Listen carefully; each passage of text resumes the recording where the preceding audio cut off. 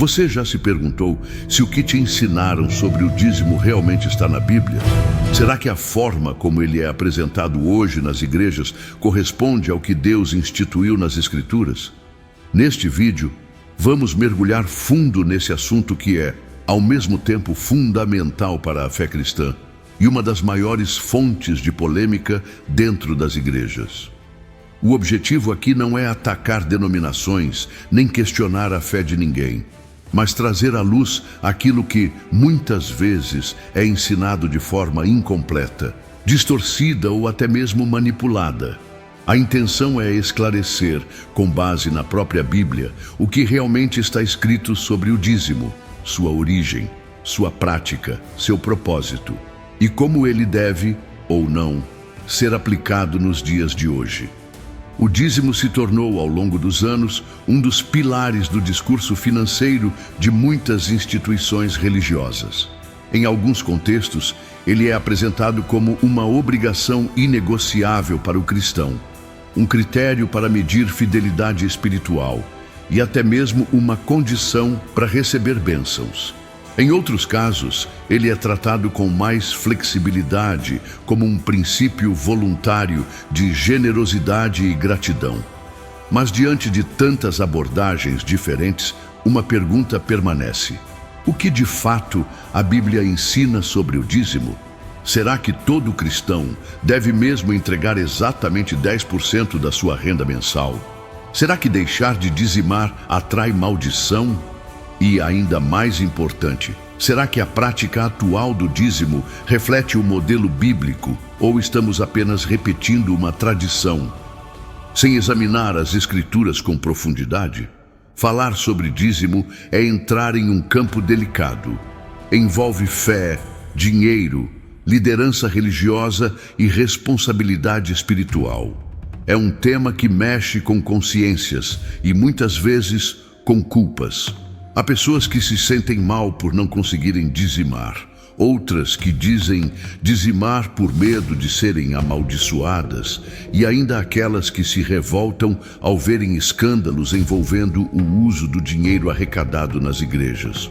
Por outro lado, há igrejas sérias, pastores íntegros e ministérios comprometidos com a verdade bíblica e com o uso ético dos recursos. Portanto, a questão aqui não é generalizar, mas analisar, com honestidade e reverência, o que a palavra de Deus realmente diz e o que ela nunca disse. Neste vídeo, você vai ver passagens pouco comentadas, vai entender o contexto histórico e cultural em que o dízimo foi instituído e vai perceber como a leitura correta da Bíblia pode mudar completamente a forma como você enxerga essa prática.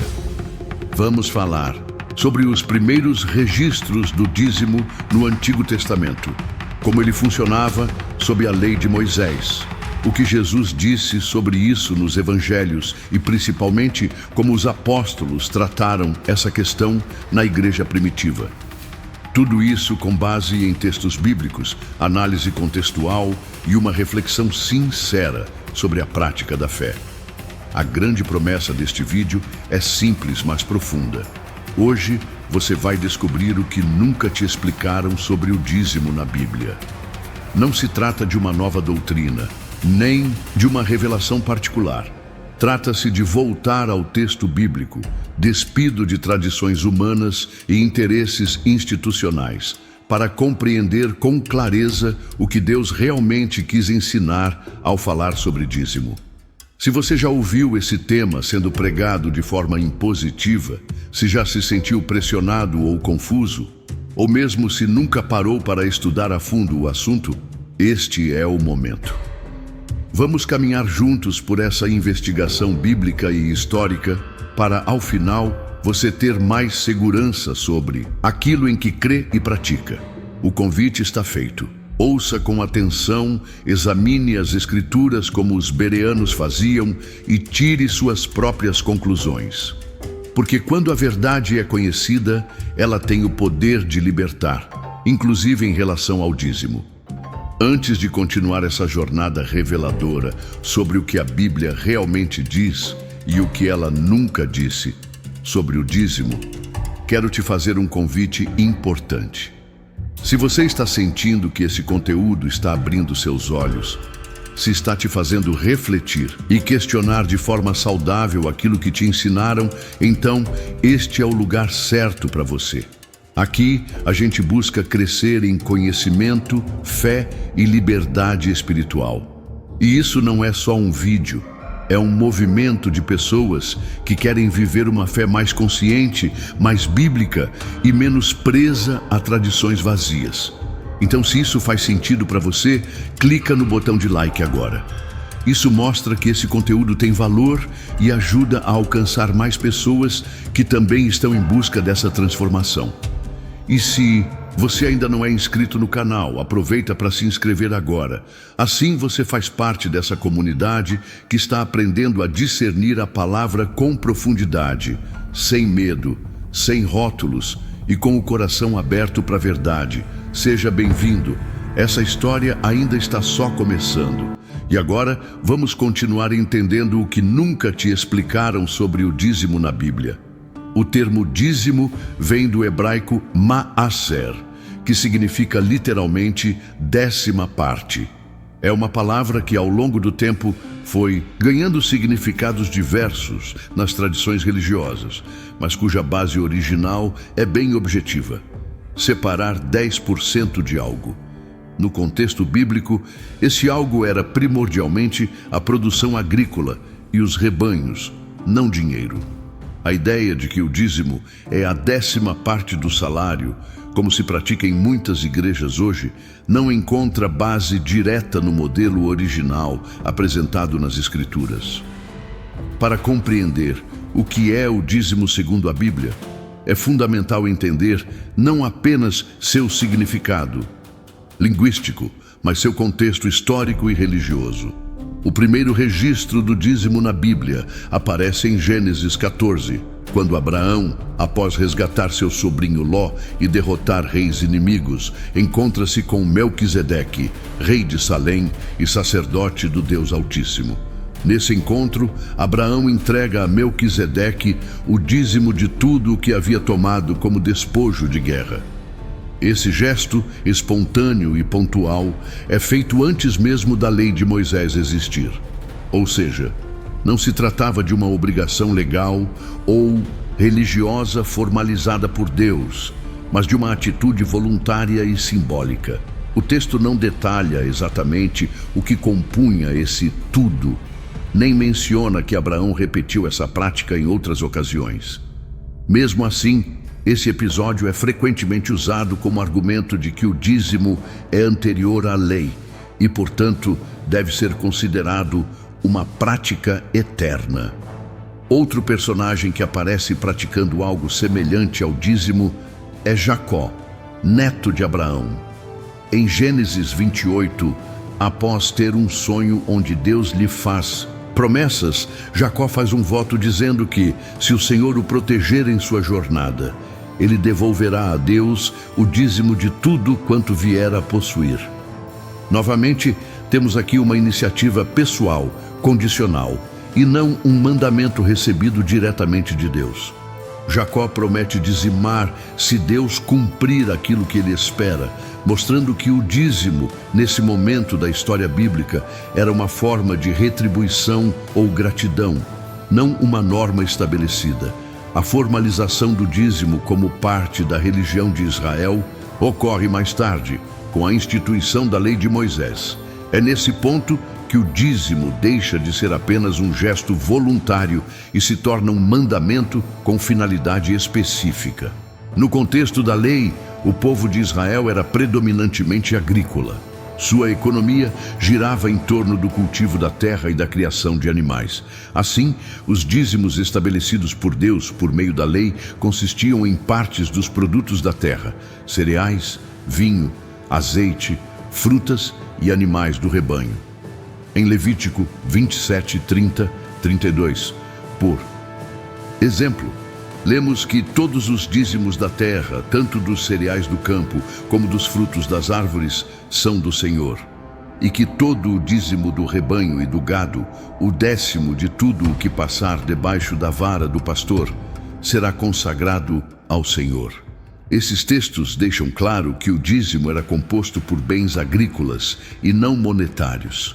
No livro de Números 18, vemos que o dízimo era dado aos levitas, uma tribo separada por Deus para o serviço no tabernáculo, que não possuía herança de terra como as outras tribos. Os levitas, por sua vez, deviam entregar o dízimo do dízimo aos sacerdotes. Ou seja, o sistema era estabelecido para sustentar uma estrutura religiosa que dependia do povo para subsistir, já que os levitas se dedicavam exclusivamente ao serviço espiritual. Esse dízimo não era entregue em um templo com cadeiras, púlpito e palco, mas em armazéns próprios, conhecidos como celeiros, onde eram estocados os produtos da terra para serem distribuídos conforme a necessidade dos levitas, dos sacerdotes, dos órfãos, das viúvas e dos estrangeiros. Além disso, é importante observar que havia mais de um tipo de dízimo. A leitura atenta de Deuteronômio 14 revela que, a cada ano, o dízimo da produção era separado e levado a um lugar escolhido por Deus, onde o próprio ofertante consumia parte dele em festa, na presença do Senhor, com sua família. Isso mostra que o dízimo também tinha uma função de celebração e comunhão. A cada 3 anos, esse dízimo era acumulado e repartido com os necessitados da comunidade. Ou seja, o sistema de dízimos era complexo, envolvia ciclos anuais e trienais e sempre estava vinculado ao sustento dos que não tinham terra e dos socialmente vulneráveis, além de servir para momentos de adoração e gratidão. Essa visão do dízimo como parte de um sistema agrícola e sacerdotal muito específico mostra que ele estava profundamente conectado à realidade cultural, econômica e espiritual de Israel. Não havia cheques, boletos bancários, envelopes numerados, nem transferências eletrônicas. Também não havia uma cobrança mensal fixa, nem uma exigência direta sobre salários. O dízimo era, antes de tudo, uma forma de manutenção da justiça social dentro da nação e de apoio ao culto, num contexto em que todos os aspectos da vida estavam entrelaçados com a prática religiosa. Compreender isso é essencial para não transportar automaticamente esse modelo para os dias de hoje, sem considerar as diferenças culturais, econômicas e teológicas entre o Israel antigo e a igreja cristã atual. A aplicação prática do dízimo precisa ser interpretada à luz de seu contexto original, para que não se torne uma regra sem alma, imposta sobre pessoas que sequer conhecem sua origem verdadeira. Entender o que o dízimo era e o que ele não era é o primeiro passo para avaliar com clareza o que ele representa hoje na caminhada de fé. Quando o dízimo é institucionalizado na lei de Moisés, ele passa a ocupar um lugar central na organização social, econômica e religiosa de Israel. Diferente da prática espontânea de Abraão e do voto condicional de Jacó, o dízimo na lei mosaica é uma ordenança clara, com objetivos definidos, detalhamentos específicos e uma função essencial para o funcionamento da nação. O dízimo torna-se parte de um sistema de justiça, redistribuição e manutenção do culto, algo muito além de uma simples entrega simbólica. E aqui é preciso dizer o que quase nunca se explica. Havia mais de um tipo de dízimo, e cada um tinha uma finalidade e um calendário próprios. O propósito do dízimo, dentro da lei, era triplo. Primeiro, o sustento dos levitas, que eram os responsáveis pelo serviço no tabernáculo e, posteriormente, no templo. Segundo, a provisão para os pobres da comunidade, representados especialmente pelos órfãos, viúvas e estrangeiros. E terceiro, a preservação da adoração e da comunhão do povo com Deus. A tribo de Levi não recebeu terras como herança, diferentemente das outras tribos de Israel. Isso significava que os levitas não podiam plantar, colher ou criar rebanhos em grandes proporções. pois estavam consagrados exclusivamente ao serviço sacerdotal. Por isso, Deus designou que os demais israelitas deveriam entregar 1/10 de sua produção agrícola e pecuária como sustento para esses servidores do culto. O primeiro tipo de dízimo, geralmente chamado de dízimo levítico, era aquele entregue anualmente a favor dos levitas. Em Números 18, 21 e 24, Deus declara que deu aos filhos de Levi todos os dízimos em Israel como herança, em troca do serviço que prestavam na tenda da congregação. Esse dízimo consistia em cereais, frutas, azeite, vinho e animais, conforme a produção do ofertante. O levita, ao receber esse dízimo, também era instruído a separar 1/10 parte dele e entregá-la aos sacerdotes, filhos de Arão. Era o chamado dízimo do dízimo, como está descrito em Números 18, 26 e 28. O sistema, portanto, tinha uma hierarquia de distribuição bem definida. O segundo tipo de dízimo é o chamado dízimo festivo, ou dízimo do segundo ano, detalhado em Deuteronômio 14, 22 e 27. Esse dízimo também era entregue anualmente, mas com uma finalidade diferente. Ao invés de ser dado aos levitas, ele era levado ao lugar escolhido por Deus, onde o ofertante e sua família o consumiam numa celebração festiva diante do Senhor. Era um momento de comunhão, gratidão e reconhecimento da provisão divina. Caso o local fosse muito distante e dificultasse o transporte dos produtos, era permitido converter os bens em dinheiro, levá-los até o local da festa e lá comprar o que desejassem para a celebração, incluindo alimentos e bebidas. Esse tipo de dízimo derruba a ideia moderna de que toda entrega ao Senhor deve ser feita obrigatoriamente como renúncia total. Nesse caso, parte do dízimo era para o próprio ofertante usufruir, junto à sua família, em um ambiente de louvor e alegria. O terceiro tipo de dízimo era o dízimo trienal, recolhido a cada 3 anos. Ele aparece em Deuteronômio 14, 28, 29 e também em Deuteronômio 26, 12 e 13. Esse dízimo não era levado ao templo, mas armazenado dentro das próprias cidades de Israel. Sua função era atender às necessidades dos levitas, que não tinham herança, mas também dos estrangeiros, dos órfãos e das viúvas. Era um recurso comunitário, voltado para o cuidado social, distribuído localmente. Era uma forma de justiça social, onde aqueles que mais precisavam eram amparados com dignidade e honra, como parte do projeto divino para uma sociedade equilibrada. Portanto, o sistema de dízimos estabelecido na lei de Moisés era multifacetado, com 3 tipos diferentes, ciclos anuais e trienais, e finalidades que iam muito além da simples manutenção do culto. Era um mecanismo de redistribuição de riqueza, que buscava manter o equilíbrio entre o sagrado e o social. O que se entregava como dízimo eram bens materiais vinculados à terra, produtos do campo, frutas, cereais, azeite, vinho e animais do rebanho. Não havia exigência de entrega em dinheiro, pois a economia da época não era baseada em moeda corrente como a conhecemos hoje. O valor do dízimo era mensurado pela produção agrícola e pela criação de gado, não pela renda ou salário individual. Além disso, é importante lembrar que a entrega do dízimo não era feita semanalmente nem mensalmente, como muitos hoje pensam. Era feita anualmente ou a cada 3 anos, conforme o tipo de dízimo. Não existia um modelo de arrecadação contínua e mensal, como os sistemas adotados em muitas denominações atuais. Também não havia templos em todas as cidades, e sim um único local de adoração centralizado. Primeiro o tabernáculo, depois o templo em Jerusalém.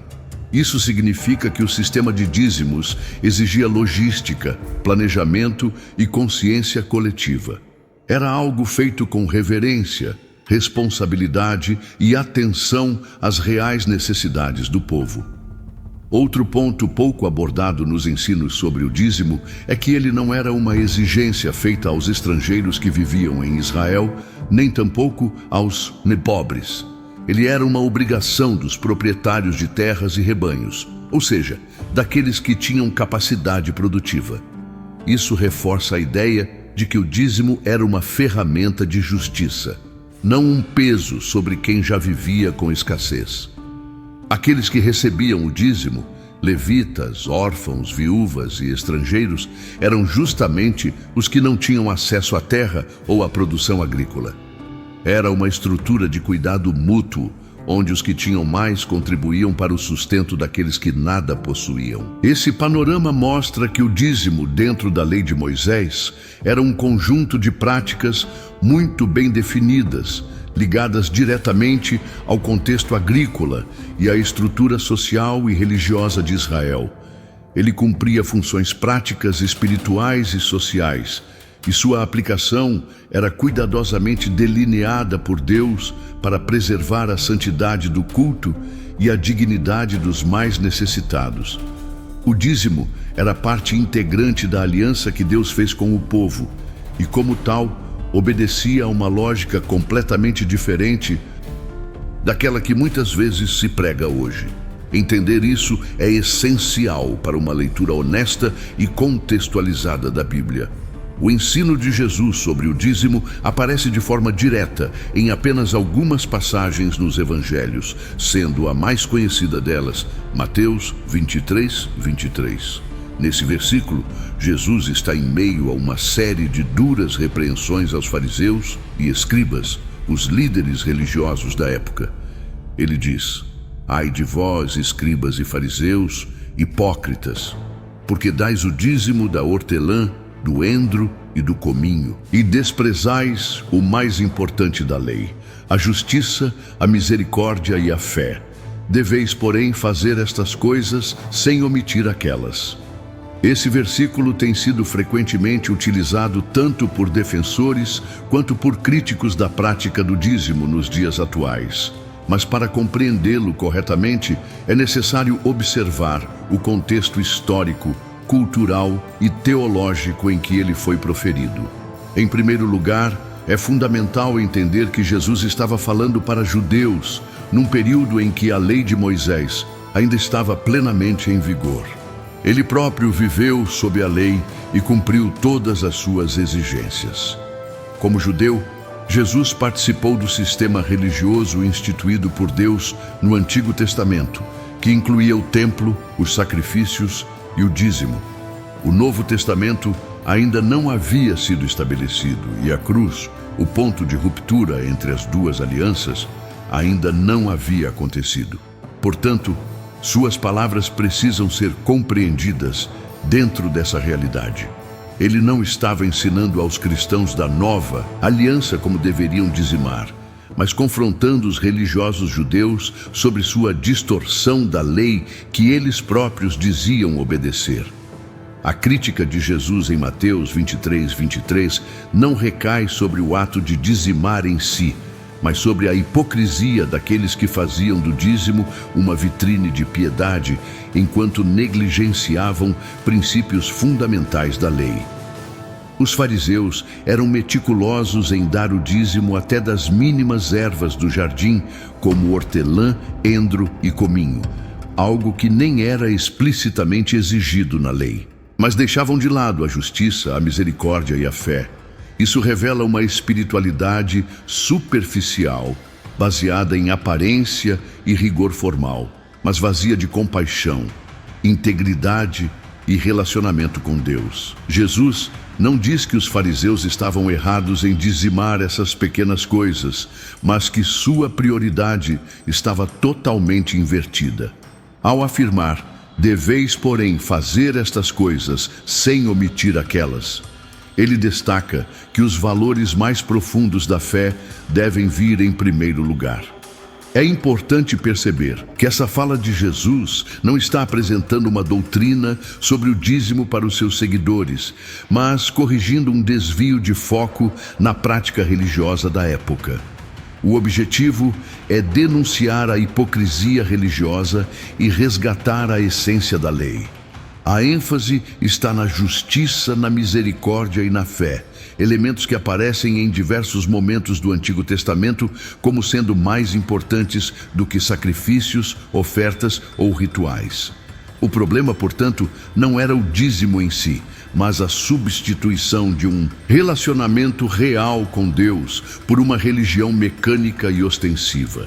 Além disso, é crucial entender que mesmo ao afirmar que o dízimo fazia parte da conduta correta dos fariseus, Jesus estava reafirmando algo que ainda era vigente para os judeus. Ele não estava anunciando uma nova prática para a igreja, porque a igreja ainda nem havia sido formada. A nova aliança, com suas diretrizes próprias, seria inaugurada após sua morte e ressurreição. A cruz marca o fim da antiga aliança baseada na lei e o início de uma nova relação com Deus, não mais regida por preceitos externos, mas por uma transformação interior operada pelo Espírito Santo. Jesus mesmo declara em Mateus 5,17 que não veio abolir a lei, mas cumpri-la. Isso significa que durante sua vida, ele seguiu os princípios da lei mosaica, inclusive os relacionados ao culto e às ofertas. No entanto, ele também deixou claro que algo novo estava prestes a acontecer. Em João 4, por exemplo, ao conversar com a mulher samaritana, ele afirma que chegaria o tempo em que a adoração não seria mais restrita a lugares físicos como Jerusalém ou o Monte dos Samaritanos, mas que os verdadeiros adoradores adorariam o Pai em espírito e em verdade. Isso indicava uma mudança radical no modelo de culto, que naturalmente afetaria toda a estrutura associada a ele, inclusive o sistema de dízimos, que estava vinculado ao templo, ao sacerdócio levítico e ao serviço litúrgico da antiga aliança. Após a cruz, todas essas estruturas começam a perder seu lugar central. O véu do templo se rasga, sinalizando que o acesso a Deus já não depende mais de mediação sacerdotal. O sacrifício de Jesus substitui os sacrifícios do templo. O Espírito Santo passa a habitar em cada crente, fazendo de cada um deles um templo vivo. E o sacerdócio é agora universal, como afirma Pedro em sua primeira carta. A comunidade dos fiéis passa a viver por princípios de generosidade, partilha e compaixão, mas não mais regida por normas legais e percentuais obrigatórios.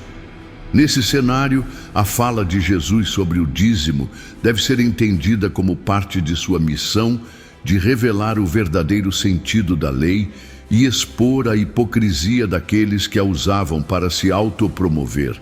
Ele não estava ensinando que o dízimo seria uma prática obrigatória para os seus seguidores após sua morte, mas sim mostrando que a justiça, a misericórdia e a fé são as marcas da verdadeira espiritualidade.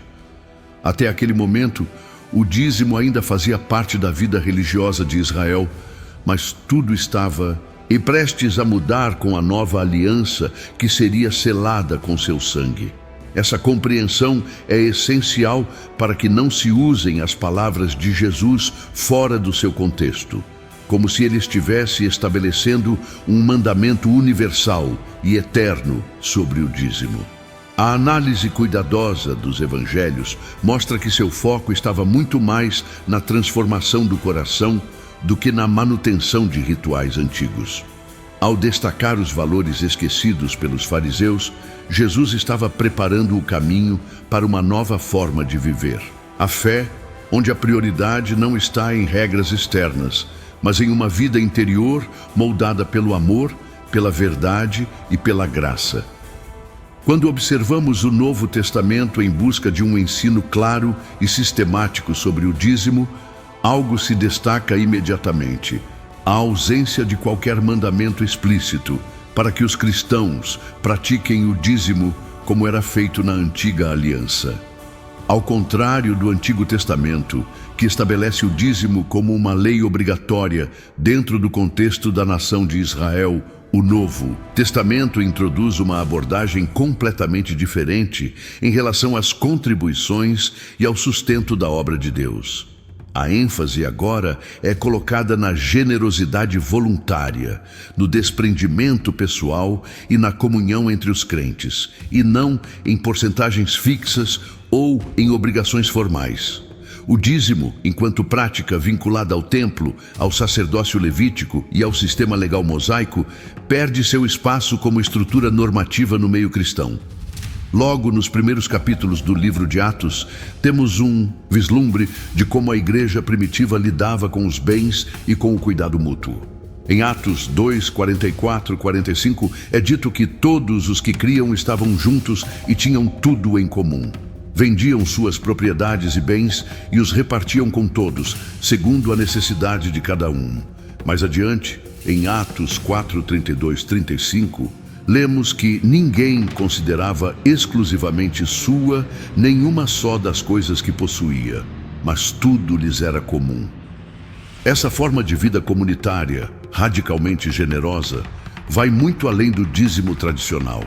Não havia mais a obrigatoriedade de dar uma 10ª parte, mas uma entrega voluntária, espontânea, motivada por amor e pelo desejo de servir ao próximo.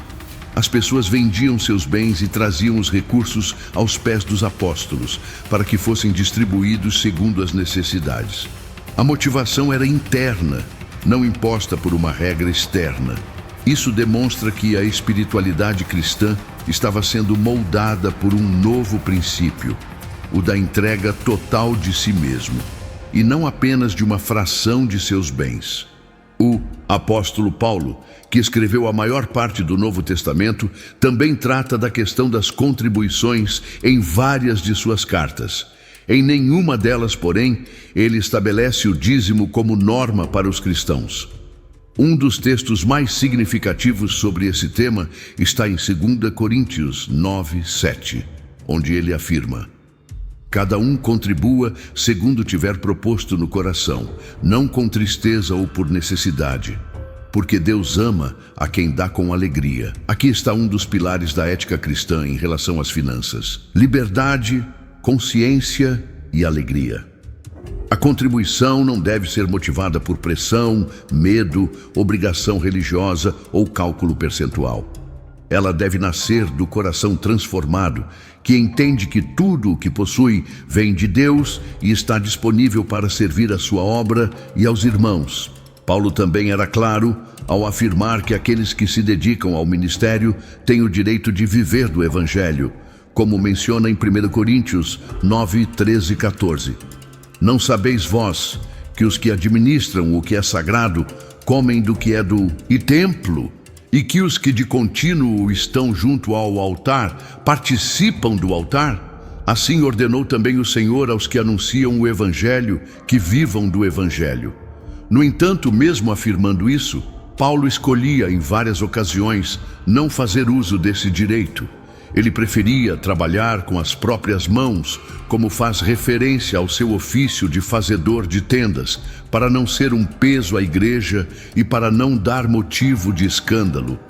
Isso mostra que, para ele, a liberdade e o testemunho eram mais importantes do que qualquer prerrogativa institucional. Ele não estabelecia uma cobrança fixa ou regular, mas incentivava uma cultura de generosidade consciente e solidária. Em Romanos 15, 26 e também nas cartas aos Coríntios, Paulo menciona as coletas que estavam sendo feitas entre os cristãos gentios em favor dos irmãos necessitados da Judéia. Essas ofertas eram cuidadosamente organizadas, planejadas e recolhidas com integridade, mas novamente sempre baseadas na disposição de cada um. Em 1 Coríntios 16, 2, por exemplo, ele orienta: no primeiro dia da semana, cada um de vós ponha de parte o que puder ajuntar, conforme a sua prosperidade. A expressão conforme a sua prosperidade revela que não há um valor fixo, nem um percentual estipulado. Cada um deveria separar o que fosse possível, conforme sua realidade financeira. Essa flexibilidade contrasta fortemente com o rigor da lei mosaica e demonstra a transição para um novo modelo de contribuição cristã. O Novo Testamento, portanto, não ensina o dízimo como uma regra para a igreja. Ele apresenta uma nova maneira de viver a fé e o cuidado mútuo, onde a generosidade é expressão de um coração regenerado. A ausência de mandamentos sobre o dízimo não significa que o cristão deva ser indiferente ou negligente quanto ao sustento da obra de Deus. Pelo contrário, ele é chamado a uma entrega ainda mais profunda, onde tudo o que possui está à disposição do reino. A diferença está na motivação e na forma. Não se trata mais de cumprir uma lei, mas de viver uma vida de gratidão e serviço. Outro ponto importante é que o templo como local central de adoração e a figura dos levitas como beneficiários dos dízimos desapareceram na nova aliança. O templo agora é a comunidade dos crentes, e cada cristão é parte do sacerdócio universal.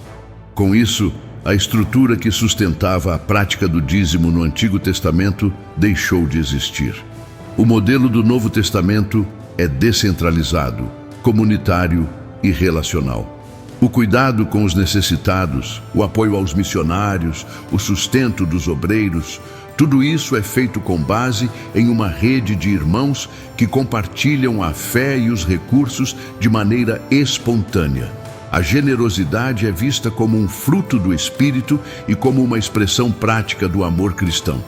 Em vez de leis externas, o cristão vive por princípios internos.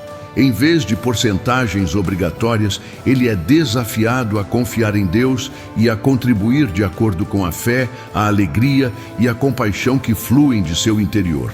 Por isso, as contribuições no Novo Testamento não seguem um modelo rígido, mas são sempre retratadas como parte de uma vida rendida a Deus em todos os aspectos, inclusive no uso do dinheiro e dos bens.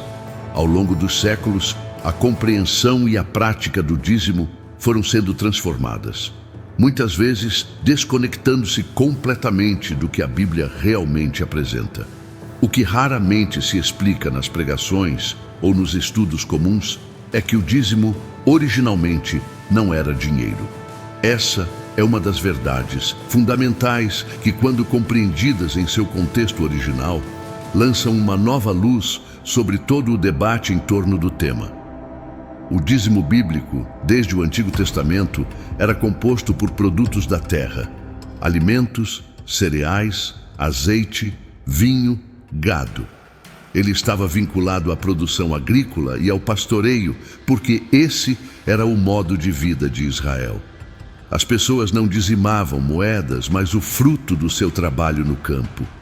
Isso não era uma escolha aleatória, mas fazia parte de um sistema social, religioso e econômico específico que girava em torno do templo, da terra e da tribo de Levi.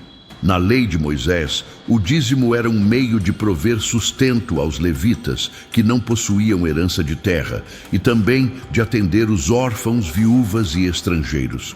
Em Deuteronômio 14, por exemplo, é detalhado como os dízimos deveriam ser recolhidos a cada 3 anos e armazenados em cidades para servir como provisão para os necessitados. Não havia depósitos financeiros, havia armazéns, celeiros, depósitos de mantimentos. E o transporte desses produtos não era uma tarefa simples. O texto até mesmo prevê que, caso o local do santuário fosse distante, o israelita poderia converter o dízimo em dinheiro apenas temporariamente para facilitar a viagem. Mas ao chegar ao destino, ele deveria usar esse dinheiro para comprar comida e bebida e celebrar diante do Senhor. Ou seja, mesmo quando o dinheiro era usado, ele não era entregue como oferta, mas como meio para adquirir produtos que fariam parte de um momento de adoração e comunhão. O contraste com a prática atual é gritante. Hoje, o dízimo é quase sempre apresentado como uma obrigação financeira. As pessoas são ensinadas a separar 10% do seu salário e entregar à igreja local como um mandamento divino. Em muitas comunidades, essa prática é tratada como medida de fidelidade espiritual, chegando ao ponto de relacionar prosperidade, bênção e até salvação à regularidade do dízimo. Esse tipo de abordagem, além de descontextualizar completamente o ensino bíblico, abre espaço para uma forma sutil, ou nem tão sutil, de manipulação espiritual.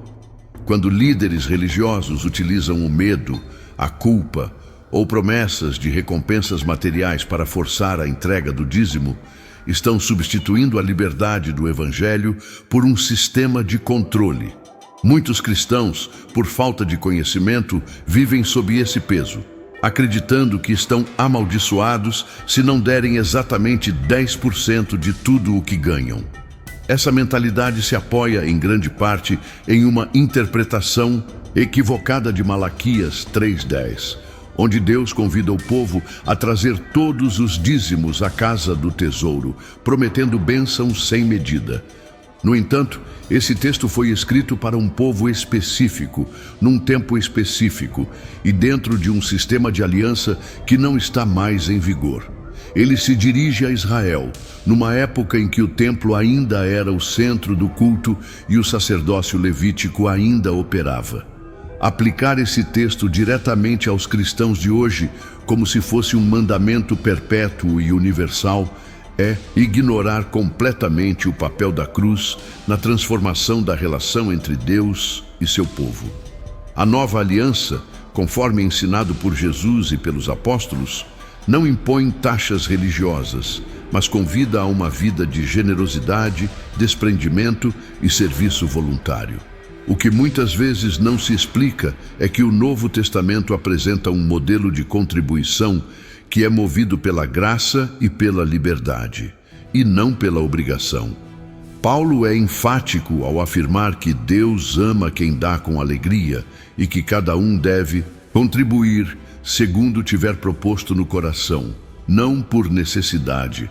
Quando a contribuição se torna uma obrigação formal, perde-se o valor espiritual que ela pode ter.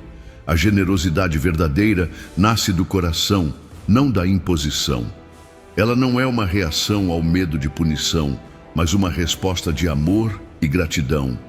Por isso, a doutrina do dízimo obrigatório, tal como é ensinada em muitos lugares hoje, não apenas distorce o ensino bíblico, mas pode também impedir o crescimento de uma espiritualidade madura e consciente. Outro aspecto raramente abordado é o modo como o sistema atual pode gerar desigualdades e abusos. Em muitas comunidades, as lideranças vivem em abundância, sustentadas pelos dízimos dos fiéis, enquanto os membros enfrentam dificuldades financeiras. Essa inversão do modelo bíblico, em que os recursos eram usados para aliviar o sofrimento dos pobres e marginalizados, se torna uma distorção grave do Evangelho. Em vez de cuidar dos órfãos, das viúvas e dos estrangeiros, os recursos são frequentemente canalizados para manter estruturas institucionais, eventos luxuosos e projetos de autopromoção ministerial. Isso pode transformar o ato de ofertar, que deveria ser um gesto de fé e amor, em um instrumento de exploração religiosa. A distinção entre generosidade e obrigação é, portanto, fundamental. A generosidade é fruto do Espírito. Ela surge de um coração tocado por Deus, que reconhece sua própria fragilidade e deseja compartilhar o que tem com os outros. A obrigação, por outro lado, está ligada ao medo, à exigência, à tentativa de comprar o favor divino. Quando o dízimo é ensinado como uma imposição absoluta, muitas pessoas o praticam sem alegria, apenas para não se sentirem em falta com Deus. Outras, mesmo em dificuldade, entregam o pouco que têm esperando receber algo em troca, como se estivessem investindo em um sistema celestial de retorno garantido. Essa lógica não encontra respaldo no Evangelho, que ensina a confiar em Deus, a viver com contentamento e a repartir com liberdade. O que nunca te explicaram é que a verdadeira espiritualidade cristã não se constrói sobre leis rígidas, mas sobre princípios vivos. O dízimo, como era praticado no Antigo Testamento, fazia parte de um pacto que não está mais em vigor. Ele tinha um propósito específico, em um tempo específico, para um povo específico. Transformá-lo em doutrina obrigatória para os cristãos é ignorar a centralidade da cruz e da nova aliança em Cristo. O ensino de Jesus e dos apóstolos aponta para algo mais profundo. Uma vida de entrega total, onde tudo pertence a Deus e é usado com sabedoria, amor e discernimento. Diante de tudo o que foi exposto sobre o dízimo em seu contexto bíblico e histórico, surge a pergunta inevitável: o que fazer hoje como cristão? Como lidar na prática com os recursos financeiros, com a generosidade e com o sustento da obra de Deus, sem cair nas distorções comuns, sem se prender a obrigações legalistas e, ao mesmo tempo, sem se isentar da responsabilidade que todo discípulo de Cristo tem em relação ao reino? A resposta está na redescoberta de princípios que sempre estiveram presentes nas Escrituras, mas que muitas vezes foram abafados por sistemas religiosos que preferem manter as pessoas sob regras e medos, em vez de conduzi-las à liberdade da maturidade espiritual. São os princípios da generosidade e da mordomia cristã. A Bíblia ensina que tudo o que temos vem de Deus. Isso significa que não somos donos absolutos de nada, mas administradores daquilo que nos foi confiado. Esse é o princípio da mordomia. Viver como alguém que cuida, que gere com responsabilidade os bens, o tempo, os dons e as oportunidades que recebeu. Em 1 Coríntios 4:2, Paulo escreve: além disso, o que se requer dos despenseiros é que cada um deles seja encontrado fiel. A fidelidade, portanto, é o centro da vida cristã em relação aos recursos. Ser fiel não é apenas separar uma porcentagem do salário, mas viver com consciência de que cada decisão financeira é espiritual. É fazer escolhas alinhadas com os valores do reino, sendo sensível às necessidades do próximo, à missão da igreja e à direção do Espírito. Nesse sentido, as ofertas passam a ser um meio natural de expressar gratidão e compromisso com o Evangelho. Mas elas não nascem de uma obrigação externa, e sim de uma convicção interna. Em 2 Coríntios 9, 6, 7, Paulo escreve que quem semeia pouco, pouco também colherá, e quem semeia com fartura, com abundância, também colherá. Cada um contribua, segundo tiver proposto no coração, não com tristeza ou por necessidade, porque Deus ama a quem dá com alegria. Esse texto é uma das chaves para compreendermos como as contribuições devem acontecer hoje. A generosidade deve ser fruto de liberdade, consciência e alegria. Quando a oferta é feita com esse espírito, ela se torna não apenas um ato de entrega material, mas um culto agradável a Deus. Liberdade significa que ninguém está preso a porcentagens fixas ou ameaças de maldição. O cristão é livre para contribuir conforme a sua fé, sua realidade e sua disposição. Consciência implica que a pessoa sabe para onde está indo sua oferta, que entende o propósito da contribuição e que age com responsabilidade diante de Deus. Alegria revela que não se trata de uma transação comercial com o céu, mas de uma resposta amorosa a tudo o que Deus já fez. É por isso que, em vez de exigir um valor obrigatório, os líderes espirituais devem ensinar os princípios bíblicos com clareza, incentivando o povo a caminhar com maturidade e discernimento. O sustento da obra de Deus é, sim, algo importante e necessário, mas isso deve acontecer de forma transparente, saudável e honesta. A igreja, como corpo de Cristo, é chamada a manter a missão viva, apoiar os que se dedicam ao ensino, ao cuidado e à evangelização, socorrer os necessitados, manter estruturas mínimas que sirvam à comunhão e à expansão do Evangelho. No entanto, tudo isso deve ser feito com clareza, prestação de contas e participação consciente da comunidade. Quando os recursos são usados com sabedoria e quando há confiança entre os membros e a liderança, o ambiente se torna fértil para uma cultura de generosidade genuína. Por outro lado, quando há manipulação, ocultação de informações, enriquecimento indevido de líderes ou uso indevido dos recursos, isso não apenas corrompe a obra, mas também bloqueia o coração das pessoas para a verdadeira contribuição. Muitas feridas emocionais e espirituais foram causadas por práticas religiosas abusivas no trato com o dinheiro. Por isso, a restauração da confiança passa também pela valorização da transparência. As igrejas devem ser lugares onde a administração financeira seja clara, onde o povo saiba para onde vai cada centavo e onde todos possam participar ativamente da missão com liberdade e entusiasmo. Outro aspecto fundamental do que se espera do cristão hoje é a sensibilidade às necessidades ao seu redor. As ofertas não devem ser dirigidas apenas à manutenção institucional, mas também ao cuidado com os pobres, com os que sofrem, com os marginalizados. A igreja primitiva nos dá um exemplo forte de como a generosidade era direcionada para aliviar o sofrimento e promover a justiça. A mordomia cristã, portanto, vai muito além de doar uma parte do que se tem. Ela inclui a disposição de repartir, de abrir mão, de usar os bens materiais como instrumentos do amor de Deus no mundo. O cristão maduro entende que seu dinheiro tem propósito e que sua vida é uma semente no campo do reino. Por fim, viver esses princípios exige um coração alinhado com os valores de Cristo. Não se trata de dar por obrigação, nem de acumular méritos espirituais. Também não se trata de buscar bênçãos materiais como recompensa.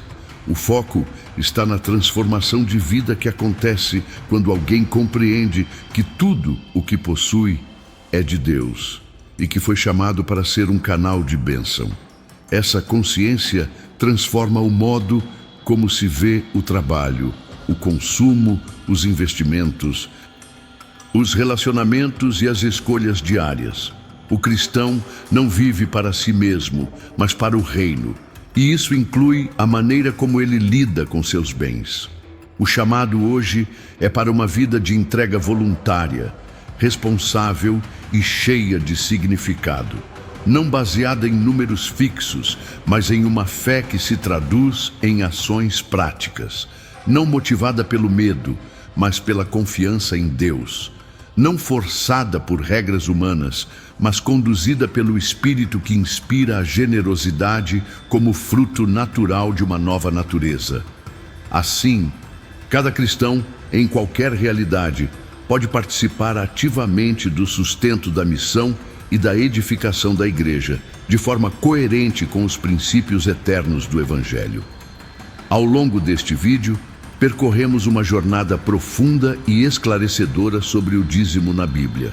Começamos desmistificando o significado literal da palavra dízimo, que quer dizer a 10ª parte, e fomos até sua origem antes mesmo da lei de Moisés, com exemplos como Abraão e Jacó, que ofertaram voluntariamente ao Senhor em contextos específicos, sem que houvesse mandamento formal. Em seguida, mergulhamos no sistema mosaico e entendemos que o dízimo, sob a lei, era muito mais do que uma simples entrega de 10%. Eram, na verdade, diversos tipos de dízimos, relacionados à produção agrícola e ao cuidado com os levitas, órfãos, viúvas e estrangeiros. Esses recursos não envolviam dinheiro, mas alimentos e animais, e tinham uma função social e espiritual clara: manter a justiça, o culto e o cuidado com os necessitados no meio do povo. Exploramos também o que Jesus falou sobre o dízimo, especialmente em Mateus 23:23, onde ele não aboliu a prática, mas criticou duramente a hipocrisia daqueles que eram meticulosos em dar o dízimo, mas negligenciavam valores mais importantes como a justiça, a misericórdia e a fé. Jesus vivia sob a lei e respeitava seu contexto, mas apontava para algo muito maior, que se manifestaria plenamente após a cruz. E foi exatamente isso que começamos a enxergar ao entrar no Novo Testamento, especialmente nos Atos dos Apóstolos e nas cartas de Paulo. Ali, o modelo de contribuição não é o do dízimo obrigatório, mas o das ofertas voluntárias, feitas com liberdade, alegria e propósito. A ênfase não está em uma porcentagem rígida, mas na generosidade como reflexo de um coração transformado. Abordamos então o que nunca é explicado com clareza: o fato de que o dízimo bíblico não era dinheiro, que a prática moderna muitas vezes distorce o modelo original, que há, infelizmente, manipulações espirituais relacionadas ao medo, à culpa e ao interesse financeiro. E, sobretudo, que há uma diferença essencial entre generosidade e obrigação. A generosidade nasce do amor e da fé, enquanto a obrigação pode ser fruto do medo ou do legalismo. Recuperar esse entendimento é essencial para que os cristãos vivam sua fé de forma madura, livre e sincera. Por fim, refletimos sobre o que fazer hoje como cristão. A resposta está na vivência da mordomia cristã, onde tudo o que temos é administrado com sabedoria e fidelidade. Contribuir para a obra de Deus continua sendo necessário, mas deve acontecer com liberdade, consciência e alegria. As igrejas precisam ser transparentes e os cristãos devem ser motivados por amor, não por coerção. A contribuição deve refletir o caráter de Cristo, servir à missão e cuidar dos necessitados, como era desde o início da comunidade cristã. Agora eu quero saber de você.